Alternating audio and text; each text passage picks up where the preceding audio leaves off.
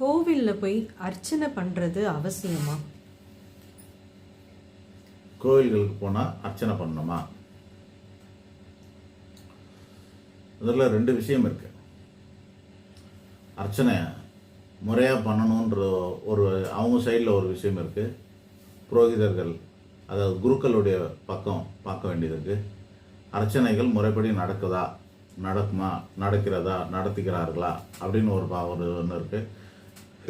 நம்ம சைடில் அதை ஏன் பண்ணணும், அதனால் என்ன இருக்குது, என்ன பலன் கிடைக்க போகுது அப்படின்றது ரெண்டாக பிரித்து பார்க்கலாம். அதை அர்ச்சனைகள் செய்ய வேண்டுமா என்றால் கண்டிப்பாக செய்ய வேண்டும், ரொம்ப நல்லது. ஏன் செய்யணும் அப்படின்னா, ஒருத்தரை துதி பாடுறது தான், அர்ச்சிக்கிறது தான், ஸ்துதி பாடுறது தான், ரொம்ப போற்றி போற்றி பாடுவது தான் நம்மளுடைய நால்வர் அப்படின்னு சொல்லக்கூடிய அப்பர், சுந்தரர், மாணிக்கவாசர் இந்த மாதிரி ஆனவங்களாம் என்ன பண்ணியிருக்காங்கன்னா நிறைய பாட்டு பாடியிருக்காங்க. போற்றி போற்றி பாடுவது தான் இறைவனை வசீகரிக்கும், அவனோட நம்மளை சேர்க்கும், நம்மளோட அன்பை காட்டும். நமக்கு செய்ய தெரியாது, நமக்கு போற்றி பாட தெரியாது, சுத்தி பாடல் தெரியாது அப்படின்போது ஒரு விசேஷமான பெயர்களை கொண்டு அவங்களுடைய சிறப்பு அம்சங்களை கொண்டு அதையே சொல்லி சொல்லி நாமாவளி அர்ச்சனைகள் செய்வது உண்டு. அப்படி செய்கிற பட்சத்தில் இறைவன் மகிழ்வான்றது நம்பிக்கையாக இருக்கிறது.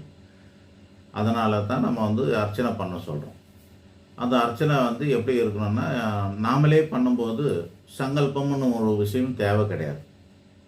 யார் ஒருத்தர் தானே செய்யும்பொழுது அவர் சங்கல்பம் பண்ணிக்க வேண்டிய அவசியம் இல்லை.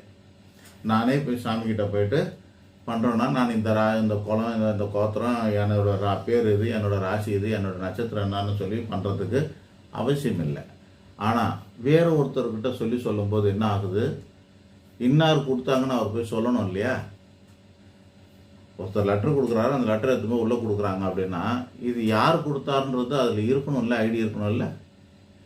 திருமணத்துக்கு மொய் எழுதுகிறோம், கிஃப்ட்டு கொடுக்குறோம், அதில் மேலே பேர் போடுறோம், விளம்பரத்துக்காக பண்ணுறாங்க.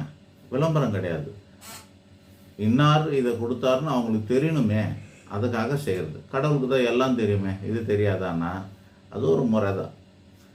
அப்போது அதனால் சங்கல்பம் பண்ணுவாங்க ஐயருங்க. அங்கே இருக்கிற குருக்கள் என்ன பண்ணுவார், கோயிலில் இருக்கிறவர் சங்கல்பம் பண்ணுவார். முறையான அர்ச்சனைங்கிறது என்னென்னா, சங்கல்பத்துலேருந்து ஆரம்பிக்கணும், சங்கல்பம் பண்ணணும். அதுக்கப்புறமா தீபம் ஏற்றி இருக்கணும், அப்புறம் தூபம் ஏற்றி இருக்கணும். அதுக்கப்புறம் குறைஞ்சபட்ச நைவேத்தியமாக தாம்பூலம் இருக்கணும்.